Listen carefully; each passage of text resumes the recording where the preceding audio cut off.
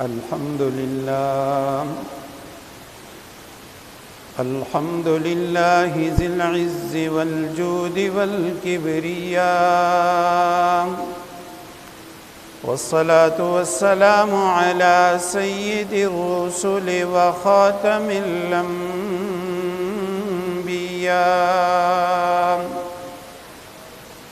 وأشهد أن لا إله إلا الله وحده لا شريك له، وأشهد أن سيدنا وسندنا وحبيب ربنا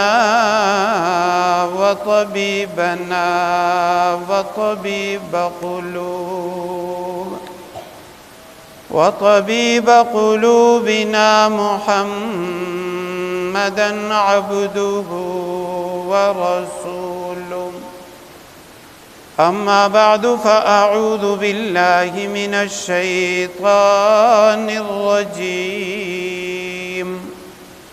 بسم الله الرحمن الرحيم. شهر رمضان الذي أنزل فيه القرآن هدى للناس وبينات من الهدى والفرقان. وعن كعب بن عجرة رضي الله تعالى عنه قال رسول الله صلى الله عليه وسلم: احضروا المنبر، فحضرنا، فلما ارتقى درجة قال آمين، فلما ارتقى الدرجة الثانية قال آمين، فلما ارتقى الدرجة الثالثة قال آمين. صدق الله العظيم وصدق رسوله النبي الأمي الصادق الأمين.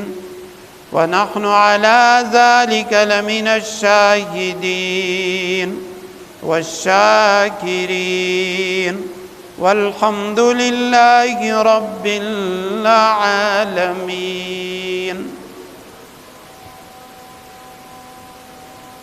کبر و نخوت، جہل و غفلت، حقد و کینہ، بدظنی. کبر و نخوت، جہل و غفلت، حقد و کینہ، بدظنی، کذب و بدعہدی، ریا، بغض و غیبت، دشمنی. کون سی بیماری ہے یا رب جو نہیں مجھ میں ہوئی؟ عافنی من کل داء واقض عنی حاجتی. ان لی قلبا سقیما انت شاف للعلیل. ان اللہ وملائکتہ یصلون علی النبی یا ایہا الذین آمنوا صلوا علیہ وسلموا تسلیما. تمام احباب بلند آواز کے ساتھ درود شریف پڑھ لیجیے. اللہم صلی علی سیدنا محمد النبی الأمی وأزواجہ أمہات المؤمنین وذریتہ وأہل بیتہ کما صلیت علی آل ابراہیم انک حمید مجید.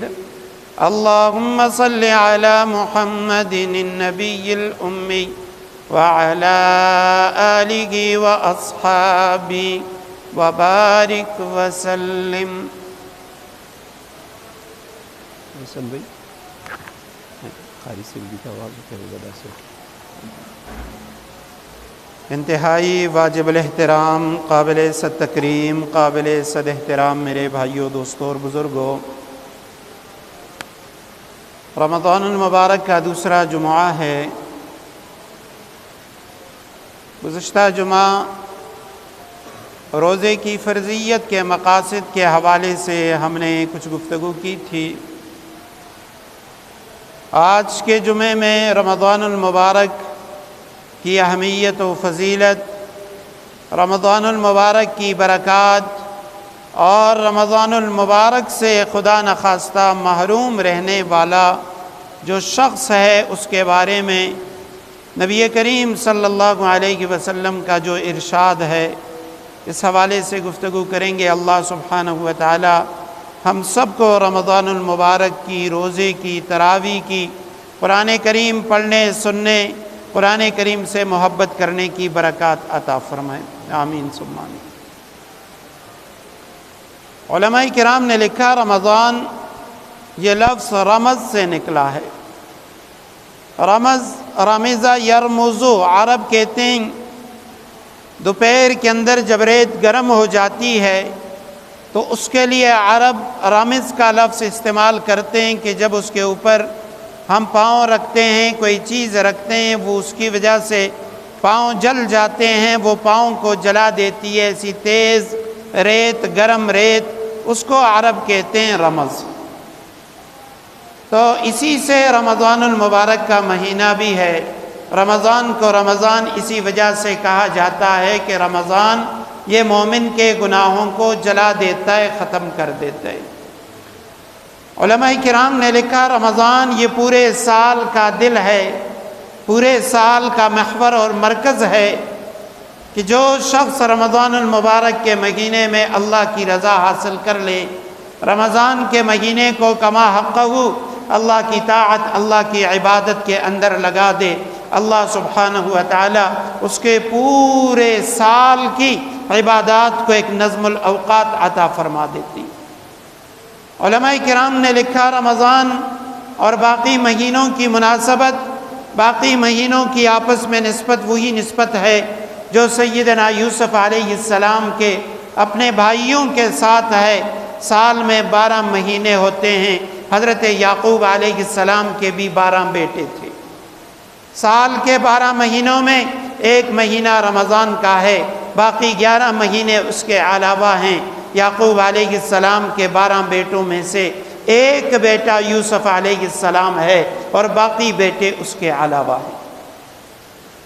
فرمایا جیسے رمضان کا مہینہ سال کے باقی تمام مہینوں کے گناہوں کے لیے مغفرت بن جاتا ہے، اسی طرح جیسے حضرت یوسف علیہ السلام کے باقی 11 بھائی وہ تو گناہگار تھے، انہوں نے حضرت یوسف علیہ السلام کو اپنی طرف سے قتل کرنے کا ارادہ کیا، ایک گہرے کنویں کے اندر ڈال دیا، باپ کی نظروں سے اوجھل کر دیا، باپ کی محبتوں سے، باپ کی شفقتوں سے محروم کر دیا۔ وہی گناہگار بھائی کل کو جب بھوک اور پیاس کے اندر، افلاس کے اندر مبتلا ہو گئے، کنعان میں بھوک اور افلاس نے ڈیرے ڈال دیے، قحط سالی ان پہ مسلط ہو گئی۔ اب یہی 11 بھائی، ان کو اگر کھانا ملتا ہے تو حضرت یوسف کے ہاتھوں مل رہا ہے۔ یہی گناہگار بھائی حضرت یوسف کے پاس آتے ہیں اور یوسف علیہ السلام کے سامنے اپنی گناہوں کا اعتراف کرتے ہیں، یوسف کے ساتھ ظلم اور زیادتی کا اعتراف کرتے ہیں۔ حضرت یوسف فرما دیتے ہیں میرے بھائیو، لا تثریب علیکم اليوم، آج تم پر کوئی گناہ نہیں، تم سے کوئی بدلہ نہیں لیا جائے گا، جاؤ۔ یوسف نہ تمہیں خود معاف کرتا ہے بلکہ اپنے رب سے تمہارے لیے معافی کی درخواست بھی کرتا ہے۔ 11 مہینوں کا گناہگار بندہ جس نے پورا سال اللہ کی نافرمانی میں گزار دیا، رمضان کا مہینہ آ جاتا ہے، وہ رمضان کے مہینے میں رمضان کا احترام کرتے ہوئے گناہوں سے توبہ کر لیتا ہے، اللہ سے معافی مانگ لیتا ہے، دل میں یہ امید لے کے آتا ہے کہ اللہ تیرے حبیب نے فرمایا تھا کہ رمضان کے اندر عبادت کرنے کی وجہ سے بندے کے گناہ معاف ہو جاتے ہیں۔ اے اللہ میں بڑا گناہگار ہوں، بڑا روح سیاہ ہوں، بڑا سیاکار ہوں، تیرے در پہ آ چکا ہوں، رمضان کی برکت سے اے اللہ تجھ سے دعا کرتا ہوں۔ اللہ سبحانہ و تعالیٰ فرماتے ہیں جیسے برادران یوسف کے گناہوں کو میں نے یوسف کی وجہ سے معاف کر دیا، اے میرے گناہگار بندے، رمضان کے احترام کرنے کی وجہ سے جا میں نے رمضان کے علاوہ کے تیرے سارے گناہوں کو بخش دیا اور تجھے بھی معاف فرما دیا۔ حضرت علی کرم اللہ وجہ کا ارشاد ہے، فرماتے ہیں اگر اللہ نے امت محمد کو عذاب دینا ہوتا، اللہ نے امت محمد کو دوزخ کے اندر ڈالنا ہوتا، اللہ نے امت محمد کو کل قیامت کے دن رسوا کرنا ہوتا، تو اللہ سبحانہ و تعالی کبھی بھی امت محمد کو رمضان کا مہینہ نہ عطا فرماتے اور قرآن کریم کی سورہ اخلاص نہ عطا فرماتے۔ رمضان کا ملنا، سورہ اخلاص کا ملنا، فرمایا یہ اس بات کی دلیل ہے کہ اللہ سبحانہ و تعالی اپنے بندوں کو معاف کرنا چاہتا ہے، اپنے بندوں کی معافی کے بہانے تلاش کرتا ہے، اسی لیے اللہ نے یہ مہینہ دیا اور اللہ اسی کی برکت سے چاہتا ہے کہ کل قیامت کے دن میرے بندے یہ میرے سامنے رسوا نہ ہوں، ذلیل نہ ہوں۔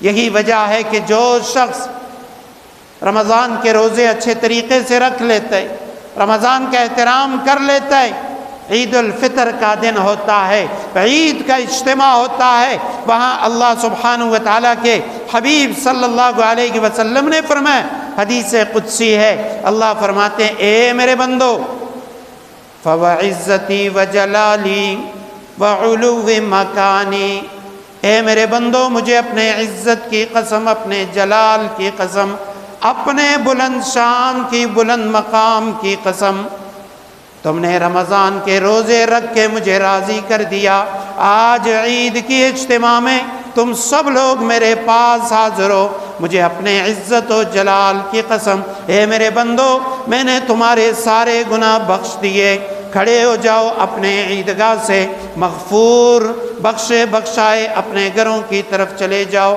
فَوَعِزَّتِي وَجَلَالِي، مجھے اپنے عزت کی قسم، اپنے جلال کی قسم، کل قیامت کے دن میں کافروں کے سامنے تم لوگوں کو رسوا نہیں کروں گا، کل قیامت کے دن کسی کافر کو یہ کہنے کی مجال نہیں ہوگی، اسے میں یہ جرت عطا نہیں کروں گا کہ قیامت کے دن ایک کافر مسلمان سے کہہ دے دنیا میں تم روزے رکھا کرتے تھے، تم رمضان کا احترام کیا کرتے تھے، نمازیں پڑھا کرتے تھے، آج کیا ہوا، ہم کافر بھی دوزخ میں جا رہے ہیں، تم مسلمان بھی دوزخ میں جا رہے ہو۔ اللہ سبحانہ و تعالیٰ فرماتے ہیں میرے بندو اگر تم نے رمضان کا احترام کر لیا، کل قیامت کے دن میں کافروں کے سامنے تمہیں ذلیل نہیں کروں گا۔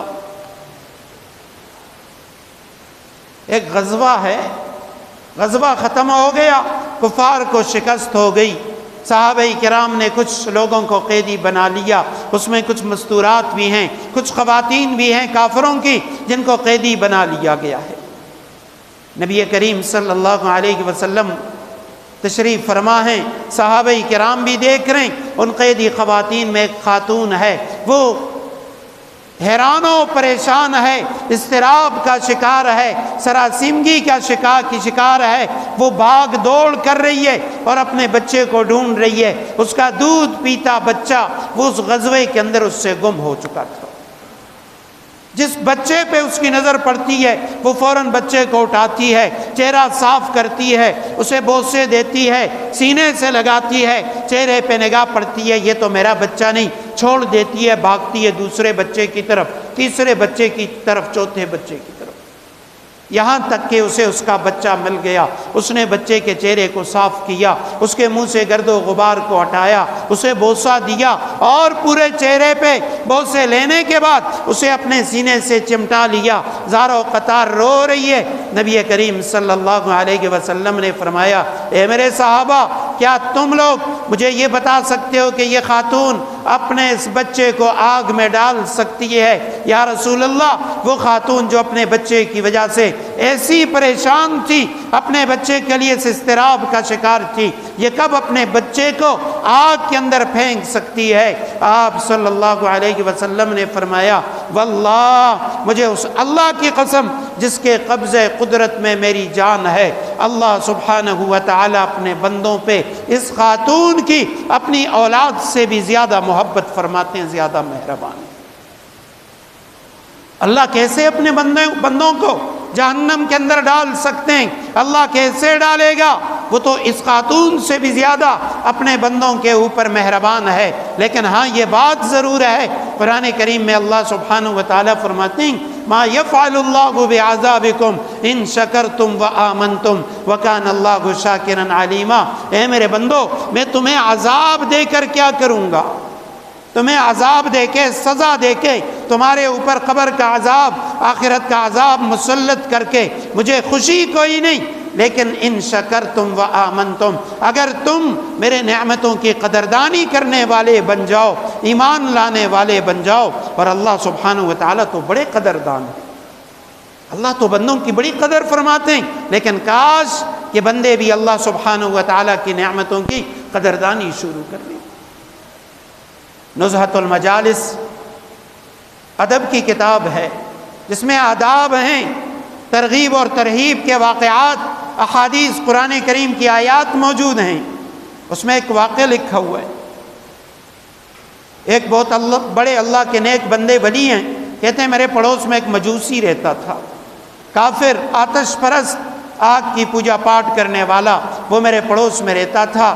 مرنے کے بعد جب وہ فوت ہو گیا، اس کے گھر والوں نے اس کے ساتھ جو کچھ کرنا تھا وہ تو کر لیا، لیکن اللہ کا نیک بندہ کہتے ہیں میں نے اسے خواب میں دیکھا کہ وہ جنت میں ہے۔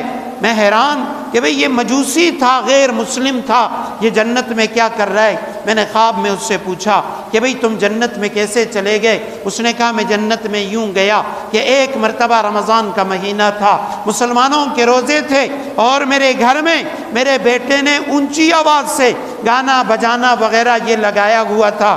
ہمارے پڑوس میں سارے گھر وہ مسلمانوں کے تھے۔ میں نے بچے کو غصہ کیا، میں نے اسے ڈانٹا کہ بھئی ہمارے پڑوسی مسلمان ہیں، تمہارے گانے بجانے کی وجہ سے ان مسلمانوں کو تکلیف ہوگی۔ مسلمان رمضان کے مہینے کا احترام کرتے ہیں، اس بنا پہ میں نے اپنے بچے کو مارا، اسے ڈانٹا، اسے غصہ کیا۔ اللہ کی قدرت، کہتے ہیں کچھ دن گزر گئے اور میرے دل میں اللہ نے ڈالا، میں نے کلمہ پڑھ لیا، میں مسلمان ہو گیا۔ مسلمان ہونا تھا، اس کے بعد فوراً میں بیمار ہوا اور 2-3 دنوں کے اندر ہی میرا انتقال ہو گیا۔ مجھے اللہ نے جنت میں اس لیے بھیجا کہ اللہ نے مرنے سے پہلے مجھے کلمے کی سعادت اور دولت عطا فرمائی۔ اور کس وجہ سے عطا فرمائی؟ رمضان المبارک کا احترام کرنے کی بنا پر۔ آج مسلمان ہونے کے باوجود ناراض نہیں ہونا، اول میں اپنے آپ سے کہہ رہا ہوں، پھر آپ سب اپنے بڑوں سے، بھائیوں سے، گھروں میں سننے والی ماں اور بہنوں سے کہہ رہا ہوں، ہم نے رمضان کا احترام ختم کر دیا۔ نام کے مسلمان ہیں، روزہ رکھتے ہیں، نماز پڑھتے ہیں، لیکن رمضان کا احترام نہیں ہے۔ کئی مرتبہ میں عرض کر چکا ہوں، حضرت مولانا یوسف لدھیانوی شہید رحمہ اللہ نے لکھا عام دنوں میں گناہ ہوتا ہے، رمضان میں گناہ گویا کہ اپنے آپ کو دائرہ اسلام سے خارج کرنا ہے۔ مثال لکھی انہوں نے کہ بھئی کسی مسجد میں، یہاں اس مسجد میں پیشاب پاخانہ کرنا گناہ ہے، لیکن خدا نخواستہ کوئی خانہ کعبہ کے اندر کر دے تو گویا یہ دائرہ اسلام سے خارج ہو گیا۔ عام کسی کنویں میں پانی میں پیشاب کرنا گناہ ہے، لیکن زمزم کے کنویں میں ایسا تصور کرنا یا یہ گناہ کرنا اندیشہ اور خدشہ ہے کہ یہ شخص دائرہ اسلام سے خارج ہو جائے گا۔ فرمایا رمضان یہ کوئی عام مہینہ نہیں ہے، عام مہینوں میں گناہ ہوتا ہے، لیکن رمضان میں گناہ کرنا یا اپنے آپ کو ایمان سے، اللہ کی رحمت، اللہ کی مہربانی اور شفقتوں سے محروم کرنا ہے۔ حضرت کعب بن عجرہ رضی اللہ تعالی عنہ کی روایت شعب الایمان میں بھی موجود ہے، معجم الکبیر میں بھی ہے، دوسری حدیث کی کتابوں میں موجود ہے۔ فرماتے ہیں ایک دن ہم مسجد نبی میں بیٹھے ہوئے، آپ صلی اللہ علیہ وسلم نے فرمایا ممبر کے قریب آ جاؤ۔ ہم ممبر کے قریب آ گئے، فلما ارتقى درجة قال آمین۔ آپ صلی اللہ علیہ وسلم نے پہلی سیڑھی پہ پاؤں رکھا، فرمایا آمین۔ دوسری سیڑھی پہ پاؤں رکھا، فرمایا آمین۔ تیسری سیڑھی پہ پاؤں رکھا، فرمایا آمین۔ پھر آپ صلی اللہ علیہ وسلم نے خطبہ ارشاد فرمایا، جو بیان کرنا تھا وہ بیان کر لیا۔ آپ صلی اللہ علیہ وسلم خطبے سے فارغ ہو گئے، ہمارے پاس آ گئے، نیچے اتر گئے۔ ہم نے کہا یا رسول اللہ لقد سمعنا منک اليوم شيئا ما كنا نسمعه، یا رسول اللہ آج ہم نے ایک نئی بات سنی ہے، آج تک کبھی آپ کی زبان مبارک سے، آپ کے زبان اقدس سے یہ بات نہیں سنی۔ آپ صلی اللہ علیہ وسلم نے فرمایا میرے صحابہ جب میں ممبر پہ چڑھ رہا تھا جبریل امین تشریف لے آئے، اور جب میں نے پہلی سیڑھی پہ پاؤں رکھا، حضرت جبریل امین جو فرشتوں کے سردار ہیں، تمام فرشتوں میں سب سے افضل فرشتہ، اللہ کا سب سے مقرب فرشتہ، جس کو اللہ نے وحی کے لیے چنا تھا، کوئی اور فرشتہ وحی لے کے نہیں آیا۔ تورات، زبور، انجیل، قرآن کریم، دیگر تمام آسمانی کتابیں ان کے نزول کے لیے، اس وحی کے نازل کرنے کے لیے اللہ نے جبریل امین کا انتخاب کیا تھا۔ جبریل امین میرے پاس آئے اور کہنے لگے یا رسول اللہ بعد من ادرک رمضان فلم یغفر له، ہلاک ہو جائے، تباہ ہو جائے، برباد ہو جائے، اللہ کی رحمتوں سے محروم ہو جائے وہ شخص جسے رمضان کا مہینہ مل جائے اور رمضان کے ملنے کے باوجود اس شخص کی مغفرت نہ ہو، اللہ کے ہاں اس کی بخشش نہ ہو، وہ اللہ سے اپنے گناہوں کی معافی نہ حاصل کر لے، وہ اللہ کی رحمت اور جنت نہ حاصل نہ کر لے۔ مجھ محمد الرسول اللہ تاجدار مدینہ، تمام انبیاء کے امام، اللہ سبحانہ و تعالیٰ کے وہ نبی جس کے لیے اللہ نے اس کائنات کو بنایا، زمین و آسمان کو، جنت کو پیدا کیا، اس دو جہاں کے سردار رحمت للعالمین، جس نے کبھی بھی کسی کو دکھ نہیں دیا، اپنی ذات کے لیے کسی سے انتقام نہیں لیا، وہ تو چرند و پرند پہ بھی مہربان اور شفیق نبی تھے۔ جبریل امین کی بد دعا سن کے فوراً زبان مبارک سے نکلا آمین، اے اللہ ایسا شخص واقعی ہلاکت کے لائق ہے اور وہ تباہی کے لائق ہے کہ رمضان کا مہینہ مل جائے اور اس کی مغفرت نہ ہو۔ اللہ کے حبیب جبریل امین نے بد دعا دی، آپ تو رحمت للعالمین ہیں، آپ نے کیوں آمین کہا؟ اپنی امت کی بربادی کے لیے آپ نے اس کی دعا پہ یہ کیوں کہا؟ اے اللہ ایسا ہی ہو جائے۔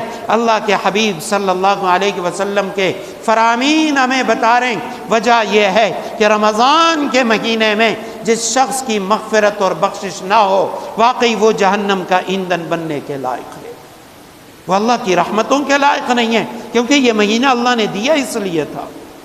بڑے سے بڑے گناہگار، پھر لیلۃ القدر کی سعادتیں، لیلۃ القدر کی برکات وہ اس مہینے کے اندر موجود ہیں، پھر بھی اس کی مغفرت نہ ہو، فرمایا یہ تو اس لائق ہے کہ جہنم میں چلا جائے، تباہ و برباد ہو جائے۔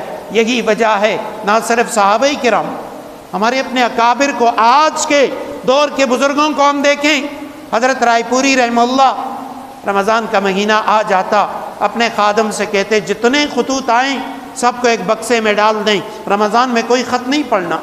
حالانکہ دینی خطوط ہوتے تھے، مسائل ہوتے تھے، فرمائے نہیں، نہ رمضان میں کوئی مسئلہ بتانا ہے کسی کو، نہ کوئی فتویٰ لکھنا ہے، نہ کوئی اور کام کرنا ہے، رمضان یہ تو قرآن کا مہینہ ہے۔ اور کہتے ہیں کہ حضرت رائے پوری رحمہ اللہ وہ پہلی رمضان سے مسجد کے اندر تشریف لے آتے، باقی لوگ رمضان سے بھی پہلے اعتکاف کے لیے مسجد میں آ جاتے۔ 29 شعبان کا دن ہوتا، حضرت رائے پوری کی مسجد کے اندر کسی کو پھر اندر آنے کی یا اعتکاف کرنے کے لیے جگہ نہ ملتی، اتنے لوگ پہلے سے مسجد کے اندر آ جاتے۔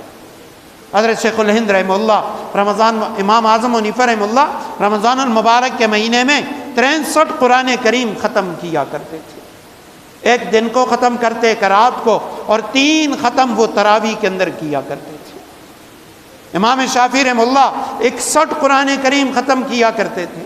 حضرت شیخ الہند رحمہ اللہ جب تراویح ختم ہو جاتی، ایک حافظ صاحب تھے، حافظ کفایت اللہ، ان سے انہوں نے کہا تھا کہ آپ نے ہماری بیٹھک میں آ کے، گھر میں آ کے آپ نے مجھے قرآن سنانا ہے۔ وہ حافظ صاحب پڑھتے رہتے، یہاں تک کہ حضرت شیخ الہند اب بوڑھے تھے تو کہتے ہیں بیمار پڑ گئے، پاؤں سوج گئے۔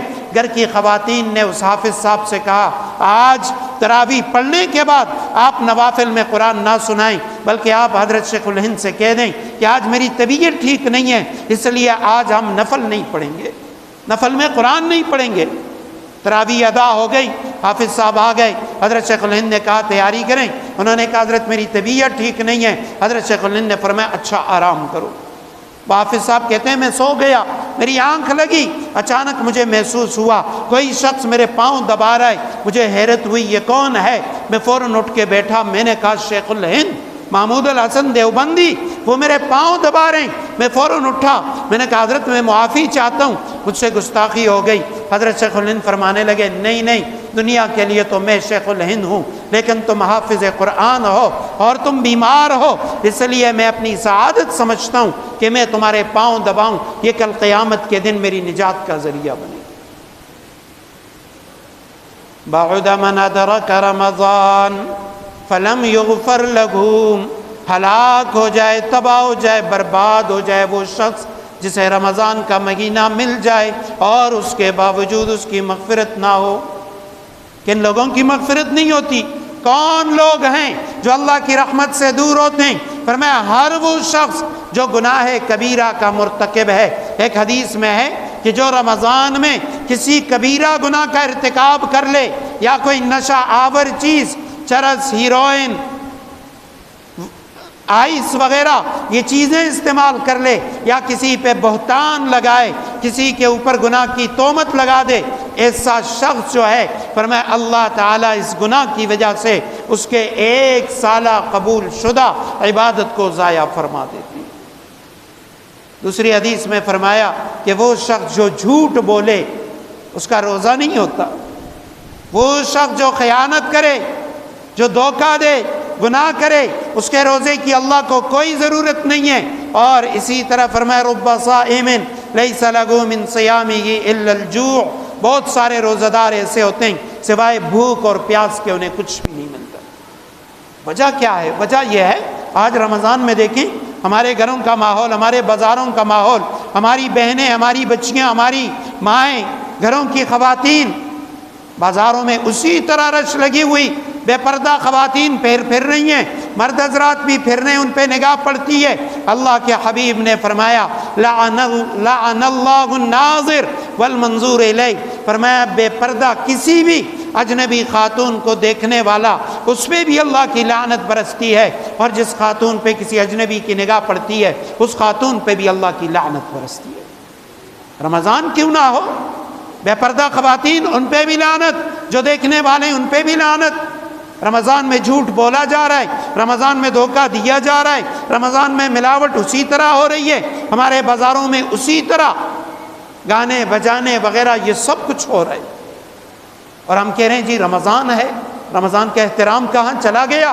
اسی لیے اللہ کے حبیب صلی اللہ علیہ وسلم نے فرمایا جس کو رمضان کا مہینہ مل جائے اس کی مغفرت نہ ہو، حضرت جبریل امین نے فرمایا وہ تباہ ہو جائے، اور اللہ کے حبیب نے فرمایا آمین۔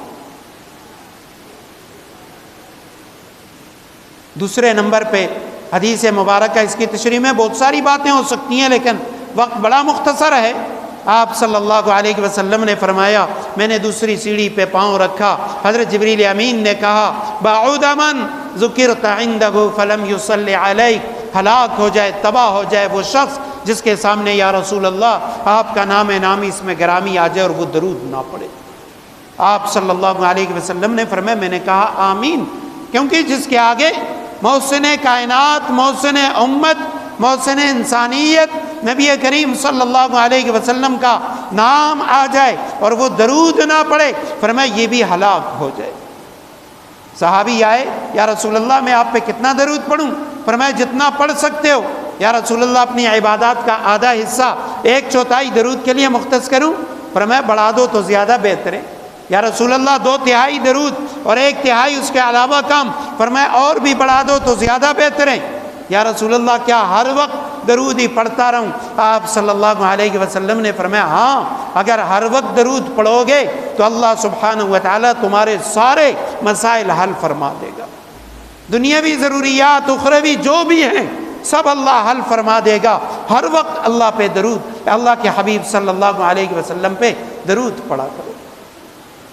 تیسری چیز فرمایا میں نے تیسری سیڑھی پہ پاؤں رکھا، جبریل نے کہا بعد من ادرک والدی او احداہما من والدی الکبر، ہلاک ہو جائے، تباہ ہو جائے وہ شخص کہ جس کے والدین میں سے دونوں بڑھاپے کو پہنچ جائے یا دونوں میں سے کوئی ایک، اور اس بوجھ کی خدمت کر کے جنت نہ کما لے، ایسا شخص بھی ہلاک ہو جائے۔ نبی کریم صلی اللہ علیہ وسلم نے فرمایا آمین۔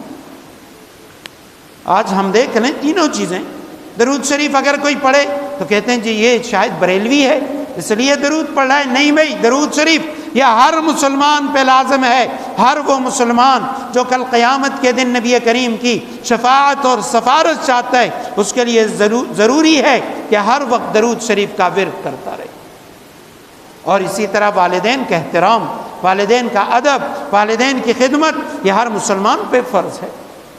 حضرت ابو ہریرہ رضی اللہ تعالیٰ عنہ کی روایت، نبی کریم صلی اللہ علیہ وسلم کے پاس ایک شخص آیا، یا رسول اللہ مجھ پہ سب سے زیادہ حق کس کا ہے؟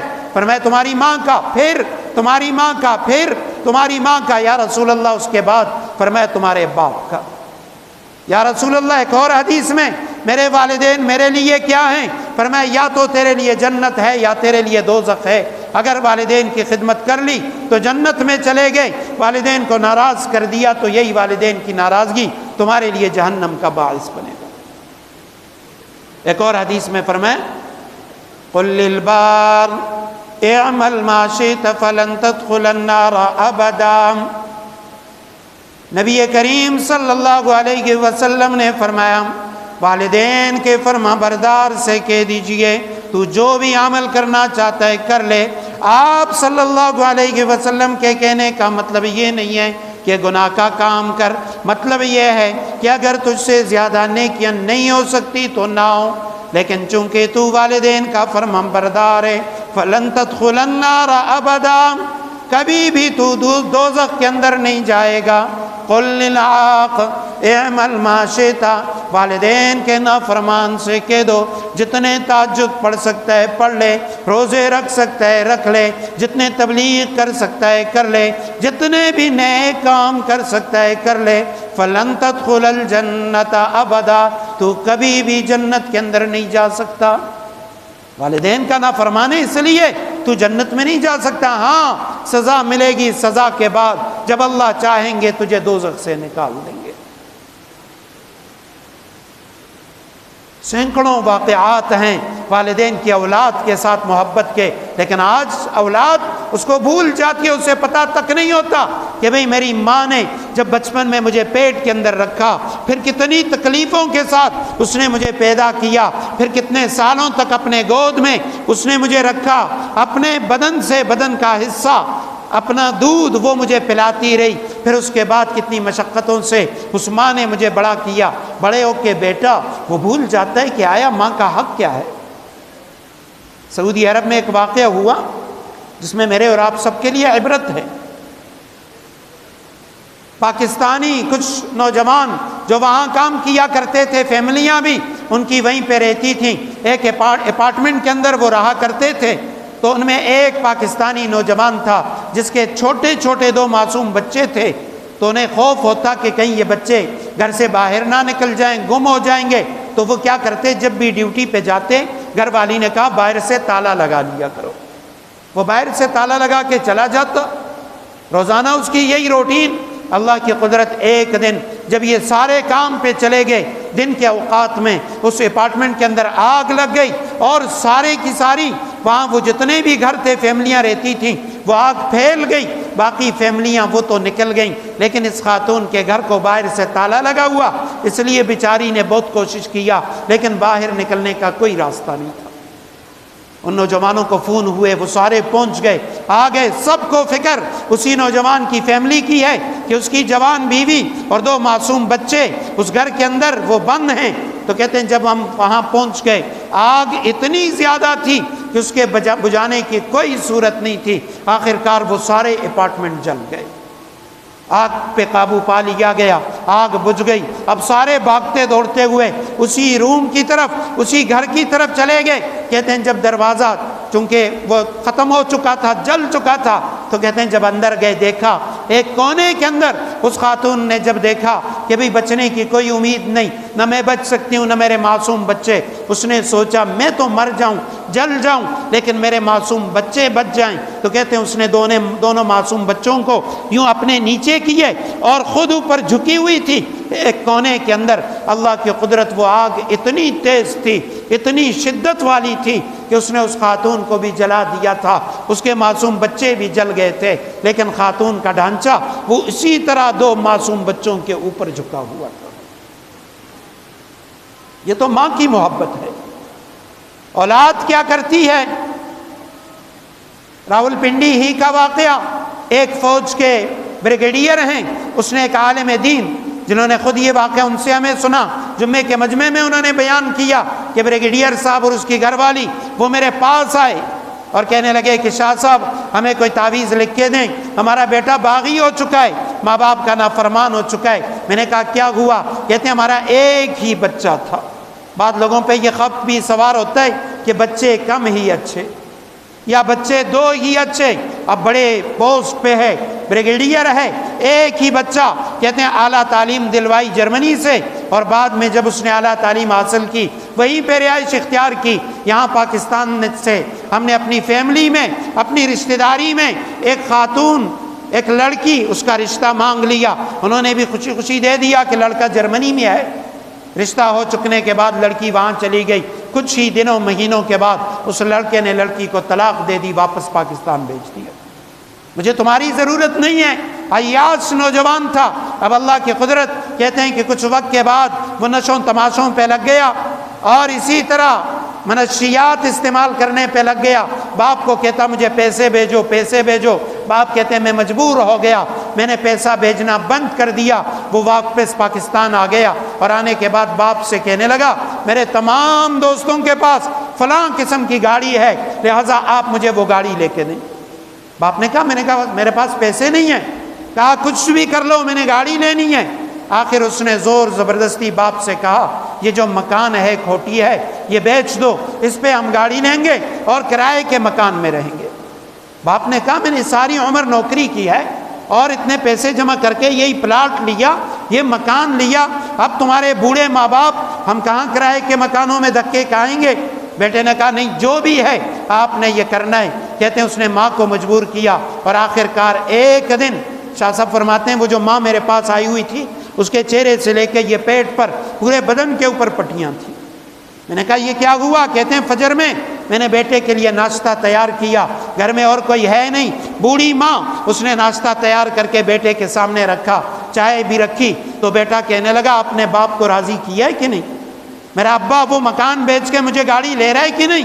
تو کہتے ہیں میں نے کہا کہ بیٹا دیکھو تمہارے ابا کہہ رہے ہیں کہ میں مکان نہیں بیچ سکتا، میں نے بہت کوشش کی لیکن تمہارا ابا راضی نہیں ہوا، وہ کہہ رہے میں یہ کھوٹی نہیں بیچ سکتا۔ تو کہتے ہیں وہ چائے جو اپنے ہاتھوں سے میں نے اپنے بیٹے کے لیے تیار کی تھی، اس ظالم بیٹے نے وہ چائے اٹھا کے ساری یوں میرے چہرے پہ انڈیل دی۔ یہ میرا چہرہ، میرا سینہ، میرا پیٹ سارا اس وجہ سے جلا ہوا ہے۔ بعد من ادرک والدین، ہلاک ہو جائے، تباہ ہو جائے وہ شخص جس کے والدین دونوں یا دونوں میں سے ایک بڑھاپے کو پہنچ جائے اور یہ اولاد ان کی خدمت کر کے ان کی رضا حاصل کر کے جنت نہ کما لے، ایسی جو اولاد ہے وہ ہلاک ہو جائے، تباہ ہو جائے۔ آپ صلی اللہ علیہ وسلم نے فرمایا آمین۔ نبی کریم صلی اللہ علیہ وسلم کی حدیث مبارکہ ہے، سنا کے بعد ختم کر رہا ہوں۔ آپ علیہ السلام نے فرمایا قیامت کا دن ہوگا۔ حضرت عائشہ صدیقہ رضی اللہ تعالیٰ عنہ کے پاس آپ صلی اللہ علیہ وسلم تشریف لائے، ان کے حجرے میں حضرت عائشہ صدیقہ رضی اللہ تعالیٰ عنہ نے 3 مرتبہ سبحان اللہ کہا۔ ایک مرتبہ کہا، پھر آپ علیہ السلام قریب آئے، پھر کہا، تیسری مرتبہ جب آپ حجرے کے اندر تشریف لائے پھر اما عائشہ صدیقہ رضی اللہ تعالیٰ عنہ نے سبحان اللہ کہا۔ آپ صلی اللہ علیہ وسلم نے پوچھا عائشہ کیا وجہ ہے میں نے 3 مرتبہ تم سے سبحان اللہ سنا؟ حضرت عائشہ صدیقہ کہنے لگی یا رسول اللہ جب آپ دور سے تشریف لا رہے تھے، یا رسول اللہ آپ کی قد و قامت، آپ کے چہرے کی وجاہت یوں نظر آ رہی تھی جیسے دونوں جہانوں کے سردار بادشاہ تشریف لا رہے ہوں، یا رسول اللہ میں نے اسی لیے آپ کو دیکھ کے میں نے سبحان اللہ کہہ دیا۔ عائشہ دوبارہ کیوں کہا؟ فرمایا جب آپ قریب آئے یا رسول اللہ آپ کے چہرے کی وجاہت، آپ کے چہرے کا وقار اور زیادہ بڑھ گیا، اس لیے میں نے دوبارہ کہا سبحان اللہ۔ عائشہ تیسری مرتبہ کیوں کہا؟ یا رسول اللہ جب آپ میرے حجرے کے اندر تشریف لے آئے، اللہ کی قسم میرے حجرے کے در و بام وہ سب روشن ہو گئے، میں نے اسی لیے تیسری مرتبہ بھی کہہ دیا سبحان اللہ۔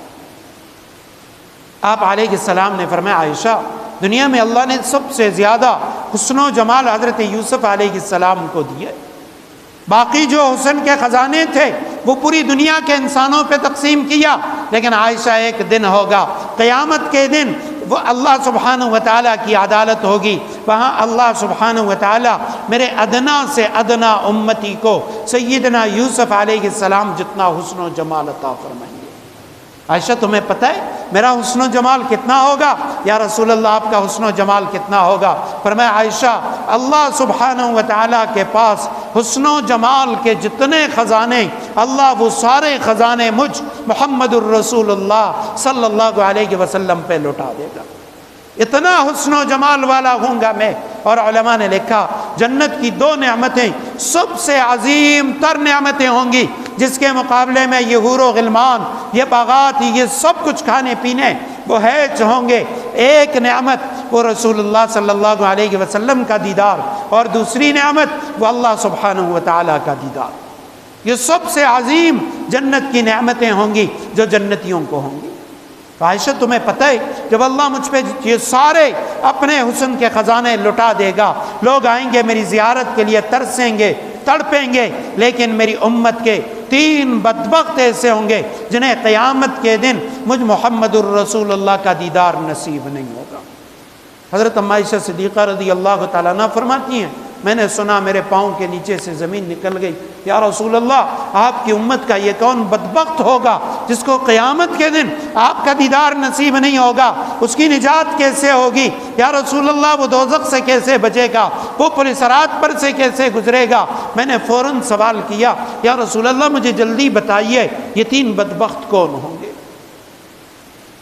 من ہم یا رسول اللہ، اے اللہ کے حبیب یہ 3 بدبخت کون لوگ ہوں گے؟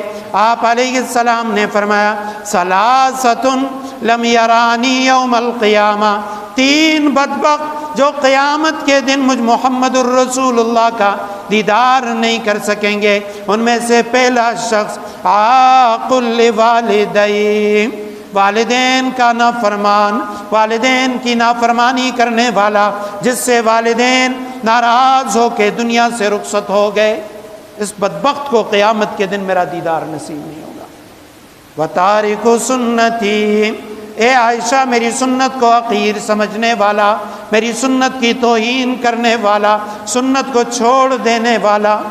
بہت سارے نوجوان آج سوشل میڈیا وہ انہیں یہ دکھاتی ہے کہ بھئی داڑھی سنت ہی تو ہے۔ علماء نے لکھا سنت کا معنی یہ نہیں کہ داڑھی سنت ہے، سنت کا مطلب یہ ہے کہ بھئی داڑھی رکھنا واجب ہے، لیکن تمام انبیاء ان کی داڑھیاں تھی اس لیے داڑھی انبیاء کرام کی سنت ہے۔ جیسے قربانی واجب ہے، لیکن آپ علیہ السلام نے فرمایا تمہارے باپ حضرت ابراہیم کی سنت ہے۔ وَتَارِكُ سُنَّتِي، عائشہ میری سنت کو چھوڑنے والا اس بدبخت کو بھی قیامت کے دن مجھ محمد الرسول اللہ کا دیدار نصیب نہیں ہوگا۔